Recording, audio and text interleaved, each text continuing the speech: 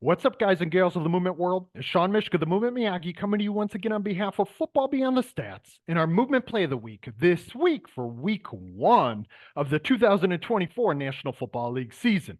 And yes, we are back to take more deep dives into the skilled movement behavior of the most dexterous movers playing in the National Football League week to week to week as we take that deep dive into telling their movement problem solving story, getting into the problem solving capabilities of the world's best movers and trying to determine how we can make them even more skillful, even more dexterous. And with this year's theme in 2024, if you haven't noticed yet, in my blog that came out last week, where I unpacked the theme that we're going to use, that kind of gets pulled as a golden thread throughout each and every one of these movement analysis. We are going to ride the wave. And what that really means is it's analogous to a mover finding a functional fit to the alive movement problems that they face on an NFL Sunday with pressure and anxiety, fatigue, perturbations, changes in situations and conditions, really beginning to capture that idea of dexterity from Nikolai Bernstein, 1996, and obviously well before that. So we are going to ride the wave and really compare in an analogous way to how a mover is tested within the movement problems that they're facing. So not all movement plays of the week this year are going to be the most successful plays. And we're going to see that here today. But before we do that, we're going to give credit where credit's due to the same mover, to the same player, Isaiah Likely, tight end of the Baltimore Ravens, on the very first regular season game of the National Football League season. Baltimore Ravens at Kansas City Chiefs last week, Thursday Night Football, the regular season kickoff. And if you didn't know, Isaiah Likely had a humongous game. Typically, it would be Lamar Jackson who we're featuring, and we're going to look at him as a sort of secondary actor here today. And we would even look at certain other guys on the field. Obviously, like a guy like Zay Flowers. We didn't feature him last year, but he certainly got a few nods. Or even Mark Andrews, who has gotten a few movement plays of the week nods in the past. But Isaiah Likely, sort of unlikely hero, who had this breakout game on Thursday Night Football last week. So we're going to feature two plays here today. One much more successful than the other, that first one being the really successful one. The second one probably doesn't come as any shock or surprise, but we're going to see how he was surfing and riding the wave. And again, when we talk about that, it's not in beating the wave per se, but it's in seeing what the wave might teach the surfer about their own skills, their own ways of interacting. And that's the same thing we find here, guys and gals, out on an NFL football field when we talk about dexterous players getting tested and going through some of those trials and tribulations that alive movement problems are going to face. Or the movement problems they're going to save. So let's get into this play. Let's watch it in its entirety a couple times through.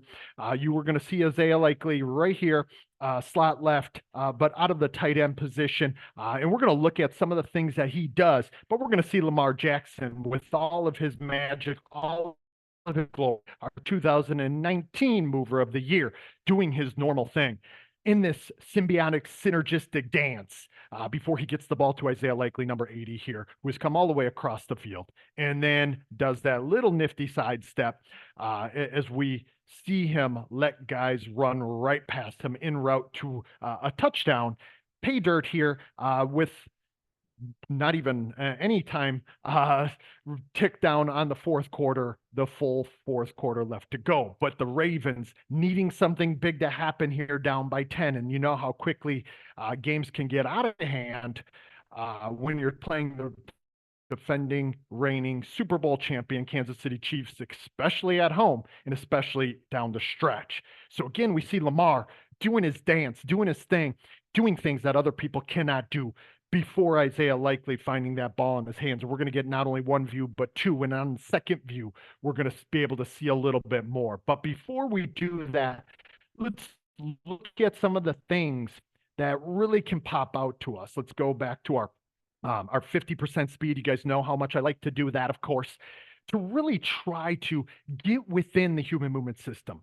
Tell that movement problem solving story from the perspective of the player and think about how they might interact with that wave, those alive movement problems, local problem to local problem, this context, condition variability, and how one problem flows into another. But let's not forget behavior for its behavior. And we're going to see that a lot here in this first play from Isaiah Likely. Now, he's going to end up, as I'm circling him on the top of the screen, if you didn't check him out in those first 3 times at full speed. Again, let's watch and see what Lamar Jackson is able to do, even though this is at 50% speed. You see the true this virtuistic nature of Lamar, this feel, this sensitivity.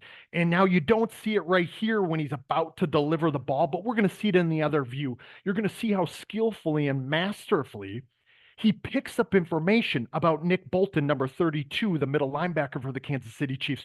You're going to see him deliver the ball and get into this throwing action as soon as he sees Bolton's back turn. And you're going to see Isaiah Likely's hand go up. We'll watch that in momentarily. But we see this already. Now, this is me back kind of in my element, but I apologize, guys and gals. It's been a year here since I've been drawing on the Zoom and showing some of these things. Remember, information variables that are going to channel one's movement actions.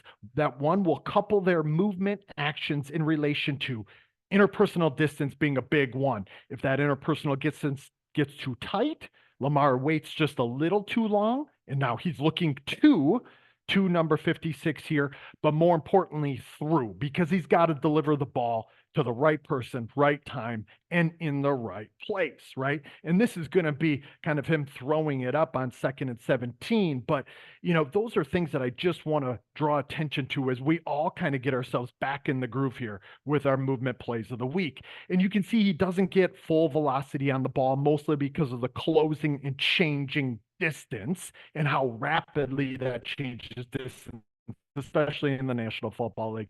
So he just kind of flings it and tosses it out there, not with full velocity, knowing that he's going to trust his guy to go up and get it. Now, why is he going to trust his guy so much? And we're going to see this from the other view. It's because Nick Bolton, even though this is kind of blurred right now because of how paused this is at 50% speed, has had his back turned.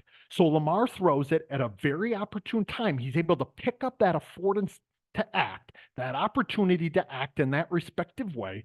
Again, that affordance, in that it's really going to give his guy and his guy only the chance to go get it, especially when he can't get full velocity on this ball.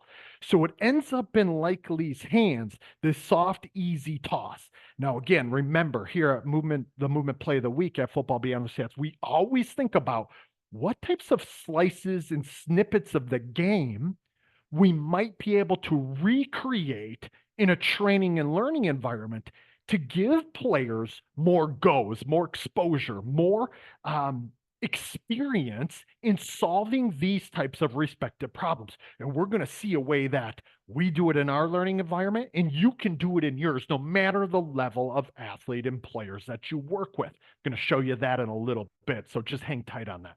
But once we see Likely with the ball in his hands and he turns, you see him, and he does this really frequently. He does it really skillfully. Typically, you have players kind of in a rush to interact or a rush to react. But instead, Isaiah Likely perceive to act, act to perceive, this constant mutual reciprocal nature, how it feeds into one another. He takes his time and controls in what I would refer to as owns his movement behaviors. He's not in a rush to get where he's going. He'd be much rather, and he knows this, he feels this, and this is something I really like about Likely. We saw it in a number of cases in his 100+ yard game on Thursday night. He catches the ball, and no matter where he is, he can be down and in the flats. He can be in the middle of the field. He can be out on this scramble drill where he's just running and he's trying to help out his quarterback in Lamar Jackson. He'll stop his feet, turn, and survey. As he surveys, he's connecting to the information about the what is. What movement problem is there? What are the threats? What are the challenges? What are the perturbations? But most importantly, then, from that, what are his opportunities to act?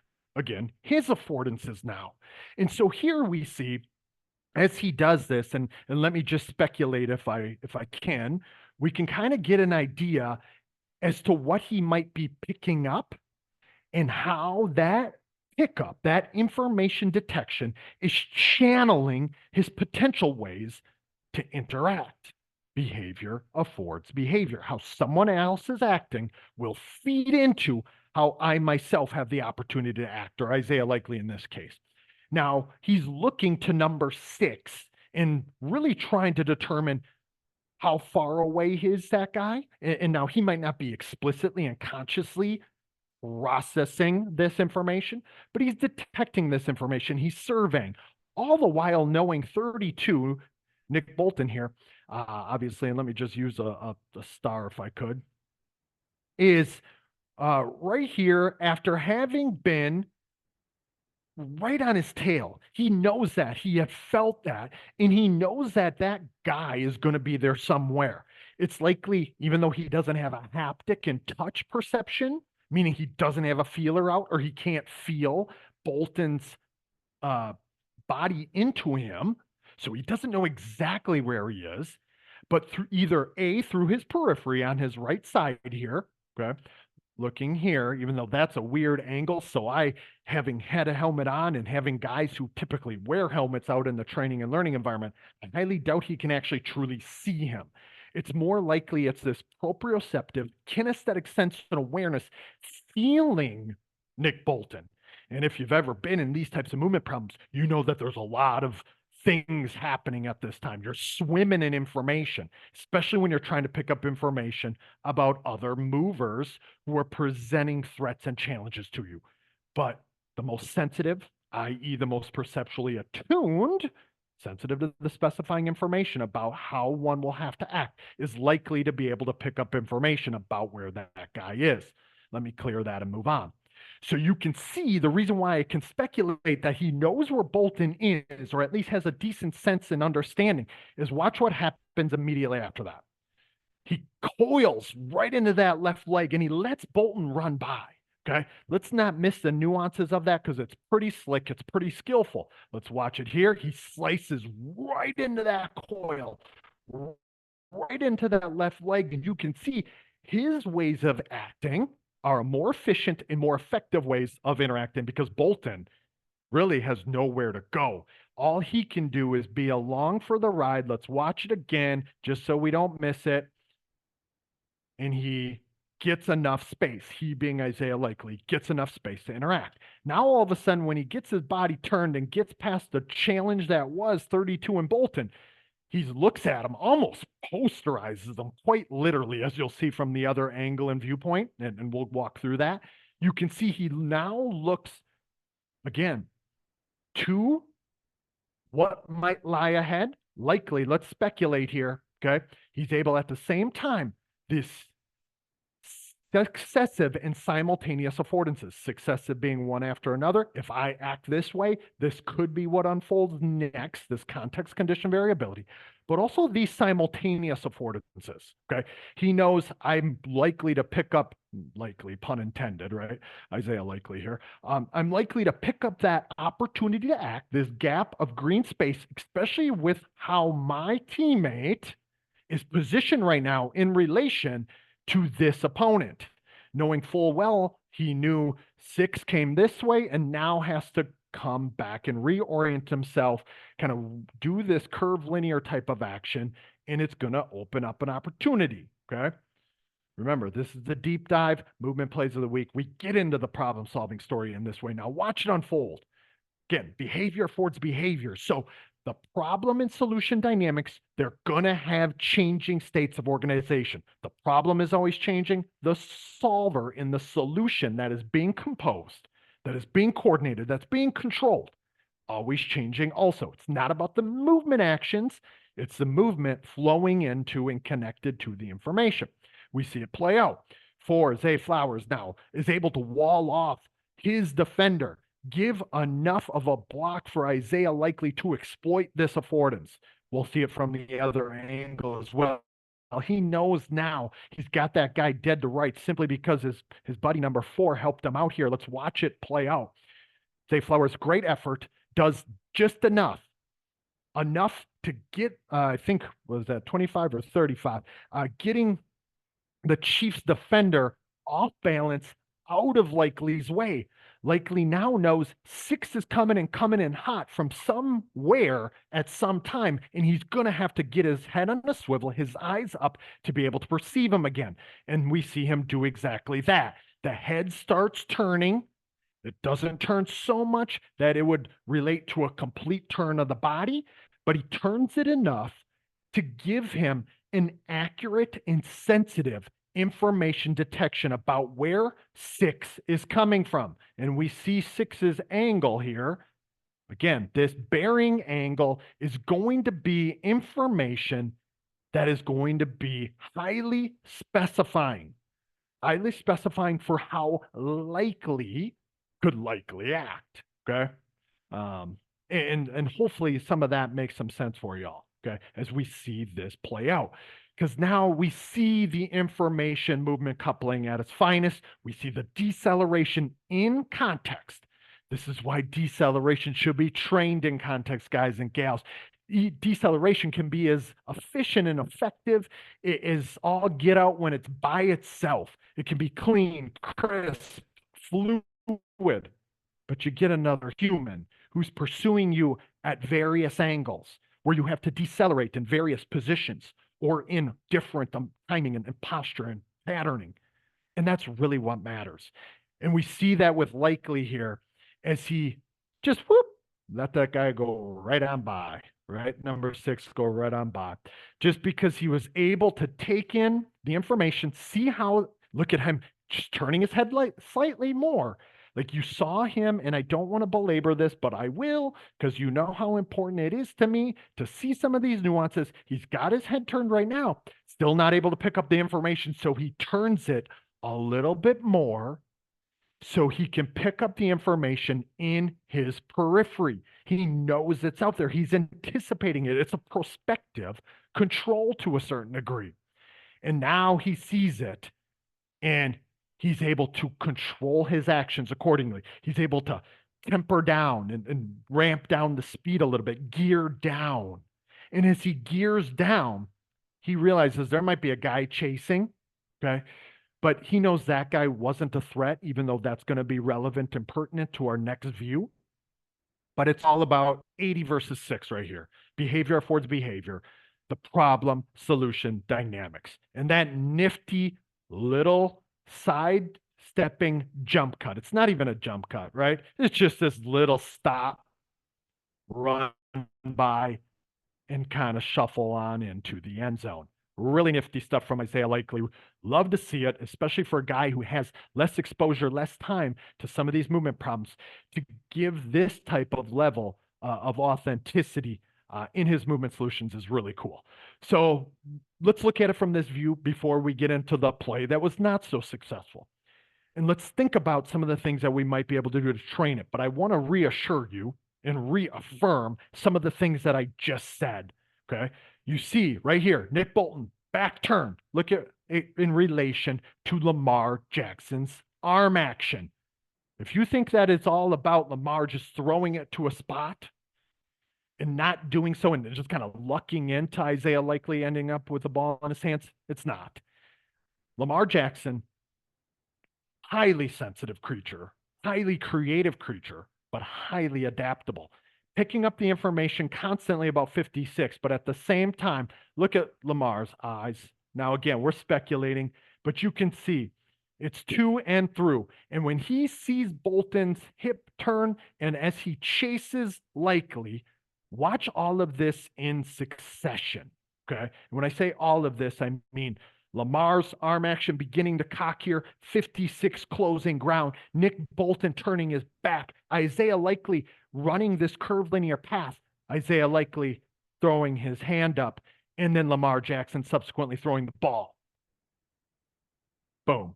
Okay. Look at it, how tightly coupled all of this is to one another. Again, behavior affords behavior. Now let's watch some of the things that I just mentioned unfold. Okay, we can see it from another angle. This is a cool little poster that I'm sure, and I at least I hope Isaiah Likely will end up blowing this one up pretty much right there. Oops, sorry about that. Right there as he stares at Bolton off ill-balanced in a narrow stance, trying to do the right thing from the wrong position, but just not having the effectiveness of that movement strategy to be able to stay with likely. And that's a hard ask, of course, for a linebacker. And he just ends up in chasing mode, hey, being 32 Bolton. And now you can see, let's really look into Isaiah Likely's eyes. Think about the wave, the surfer getting ready for the wave to crash and boom and go and flow. And you're just interacting with it. That constant information exchange that you're going to have as a problem solver, becoming one with that movement problem. Look at the eyes and the perception. Some of the things I mentioned before, the information pickup about 35 and Zay Flowers, then the information detection as he turns his head, looking to look and looking to see number 6. But it isn't just look for looking's sake. It's looking with a purposeful, functional contact. Now we see him actually like get a contact with 6 and realize that it's going to feed into how he acts. He puts him on a string now, as we already know, and whoop, just runs on by, dances on into the end zone, shuffles on into the end zone. Let's talk about something here before we move on to the last play. Okay. How could we set up a movement problem that is going to channel this type of skillful movement behavior from the players we work with? Now, I won't even get into the Lamar Jackson stuff because I could talk about that all day. Let's talk about a skill player getting a ball in his hands in any number of ways, shape, or form. Okay. We do this a lot in our learning environment. We'll have a quarterback who might be behaving more passively, tossing a ball to a individual, a defender who might have his back turned, might be running from any given position. This individual having to turn, survey, detect information, and interact with it with multiple layers of potential problem solving that has to ensue. Okay. So we would have this happening a lot in our learning environment. We can do this for tight ends, like Isaiah Likely. We can do it for wide receivers. We can do it for running backs. But all along, guys and gals, remember this. If we're doing it for the running back and we're doing it for the tight end and we're doing it for the wide receiver, who else are we doing it for? We're doing it for the wide receiver who might be out there blocking. If it's a 2v2, which we often set up, this will end up being a 3v2 outnumbered, or a 2v3 rather, outnumbered for the defense. More of a small-sided, really small-sided slice, right? With a disadvantaged slice. Or we could do it for the defender who does get his back turned and will get his back turned. How can he do the right thing from the wrong positions and do it rapidly? Be able to adapt rapidly. All of these things are important for both parties, right? Problem and solution dynamics, the two feed into one another. So we will set up a slice and snippet like this where there might be a defender who's off. Usually, to be honest with you, we'll have them off just a little bit more. You know, maybe they would be coming from, let me just draw if I could. Maybe they'll be coming, you know, from one direction or another. Maybe they would be coming more in at this angle where this guy is getting the ball, usually with his chest facing this way. So he's facing and then has to turn, sort of in as the way that Likely did. So this slice that we would do typically, let me move it back just a little bit if I could, and maybe talk about where it would be, like sort of right here. Okay. But with this guy, this defender off a bit. Now, we certainly could do it like this. We could even have it where it's a coverage and a route unfolding, but it's a little harder to manipulate and a little harder to give exposure. Okay. I just realized it's getting kind of dark and around me. So it's going to look a little eerie here probably, but bear with me. So we get this guy, and now it's in this 1v1 local movement problem. But it's not just about the 1v1. In this case, it's 3v2, right? But we usually do it in a 2v2. So we would probably do it, you know, and we can do it any number of ways because, again, we want repetition without repetition across situations and across conditions. We might do it from the numbers, you know, to where it's maybe the numbers on into the sideline. We could also do it to where the slice is a little wider, and we would want to do that rep to rep, okay? Bear with me as I draw that. Maybe it would even be hashes Then sideline, that's a pretty big workspace, and typically we would put a third defender in there. But we do a lot of slices. We, in my learning environment with the players I work with, we do a lot of slices where there's this first interaction, okay, this 1v1 with another offensive player, defensive player, blocker, and defender dyad. Okay, this dyadic relationship that's going to unfold in any number of ways. Typically, it could be anywhere from 5 to 10-ish yards away, sort of as this one is right at 9 or 10. Hopefully that makes some sense to you. And then we let it play out in a similar way. Okay, so here you see we would have 2v2. Okay, let's imagine number 6 not being in there. These two and these two. And then number 80, the offensive player, will have the opportunity to see what unfolds, to interact with the what is, to interact with the wave, and let the wave test and give him exposure to certain local movement problems. No two problems are ever the same, neither any two solutions. 32 is always going to behave differently. This interaction is always going to behave differently. And of course, you could always bring in number 6. Hopefully that makes some sense as to how we might set up a learning environment and an activity within it to channel this type of movement behavior. Okay, it's really getting a little bit more dark in here, a little darker in here, a little bit more dark, a little darker in here. Let me get to our other play. And you guys probably know where I'm going with this. If you watch the game or if you watch the highlights, last play of the game, 5 seconds left, Ravens need a touchdown in either an extra point or a 2-point conversion. They need a touchdown in order to put themselves in distance here, on striking distance of the Kansas City Chiefs, 3rd and goal, but there's only one play left. There's only enough time for one play. 5 seconds. Who's Lamar going to go to? You'd think he'd go to one of it, Rashad Bateman, Zay Flowers, somebody like that. No, not today. He's going to Zay Flowers. Or excuse me, he's going to Isaiah Likely, not Zay Flowers, right here. Out of, again, his tight end position, out of the slot to slot right. And you're going to see Lamar do his thing yet again, mix and move and match in relation to Chris Jones there. And on the surface, looks like he's got what he wants, which is a touchdown after he's surfing the wave. But if you've seen the play before, you know that was a little premature because you probably know what actually did unfold. And just look at Lamar in a phone booth, buying time, doing what only Lamar Jackson can do, 1 of 1, but it's not enough, right?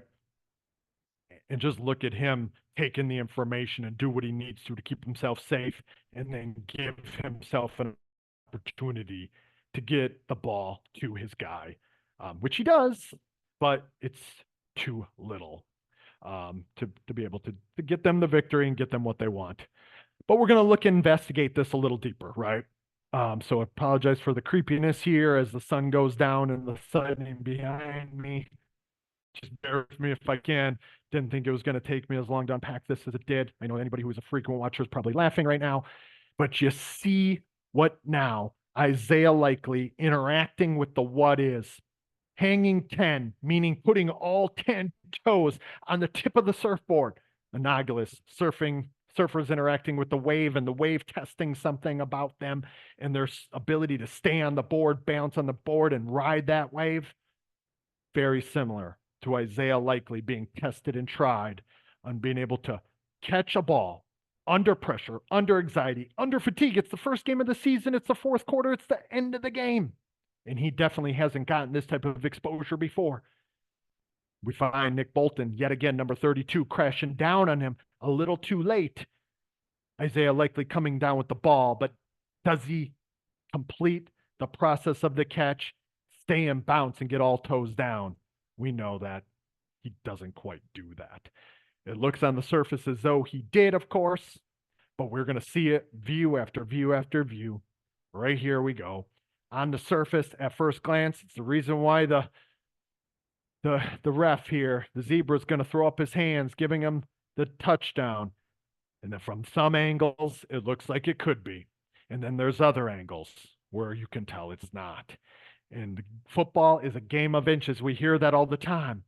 But those inches are the result of these problem and solution dynamics. Again, we're going to see this play out. Hanging 10. Ooh, looking a little sketchier here. Right foot, toe just on the line and just over the line, just by the hair of a chin. And we're going to see Isaiah Likely, the best viewpoint of it, just barely missed.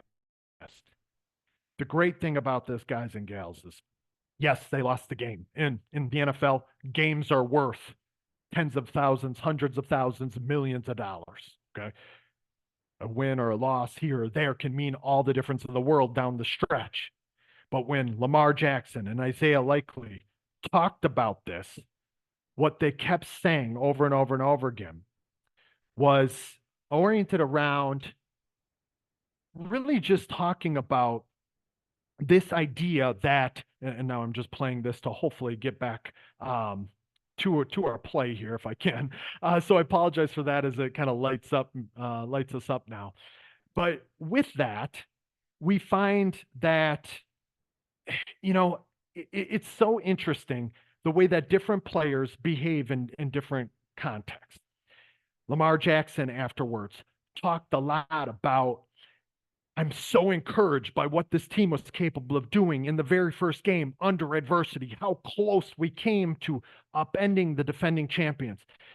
Isaiah Likely, in this case, talking about how it is that he was able to have this breakout game. Now that we finally got back to the play and we can kind of think about what he could have done a little differently and what we could do in our training and learning environment to let it play out differently. We do a lot in our learning environment, I will admit, and now the screen really looks eerie, like I got some sort of red light therapy going on, which I promise I don't. It's just Chiefs red on the video kind of pulling through. We do a lot of contested catches, unpredictable catches, balls coming over the shoulder while someone's bumping you. I will admit we should do more from an offensive and defensive standpoint. And I kind of realized it here when I selected this as our movement play of the week. We need to do more in my own particular learning environment at the boundary or at the sideline or in the end zone when the game is on the line and these plays really matter.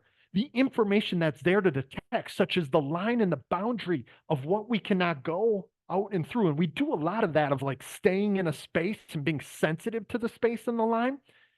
We need to do more, at least myself personally, with our offensive players of creating slices and snippets of the game. And this is what I'm suggesting for you all too, where balls are being thrown over the shoulder or up in the air with a crashing defender coming into you. And you got to contort your body while catching it and while perceiving where you are in time and space in relation to something very, very important, such as the markings on the field. He makes an exceptional grab under tremendous pressure, anxiety, and fatigue, with chaos and complexity of a movement problem. Two defenders coming to him, in fact, one with very ill and bad intent of pushing and driving him out of the end zone. He makes the catch, completes the catch, but his toes just outside the boundary, just over the white. And so I think this teaches Isaiah Likely something, but it should teach, and it teaches me something about something I need to do with the players I work with. Hopefully it teaches you something, because there's things that we can do here, guys and gals, to actually rep this type of slice of a snippet of the game, this type of movement problem in a repetition without repetition fashion. Put guys coming from different places with different intensities at different speeds. The ball being placed in different places in relation to the body. Us running to the boundary or running to the back pylon maybe, and still trying to complete the catch. We can rep this and give exposure so the player is sensitive and attuned to the specifying information about opponents, but also something very, very, very important, i.e. the back of the end zone. Because that made all the difference in the world here, and it tested and teased out what Isaiah Likely, where a gap still exists within his own movement skill set. And it's of no fault to Isaiah Likely because he had a phenomenal game. And Lamar was encouraged, behaved like a surfer would, kind of talked about it in a way that a surfer might, like the wave just showed us a little something about ourselves. Hopefully that makes some sense. It's a great way to kick off this 2024 National Football League season. I apologize for how dark it got. I hope it's not too creepy. I can't wait to see you guys week after week after week here in this 2024 National Football League season. Thanks for coming along for the ride. I'm the Movement Miyagi, Sean Mishka, and I'll talk to you all next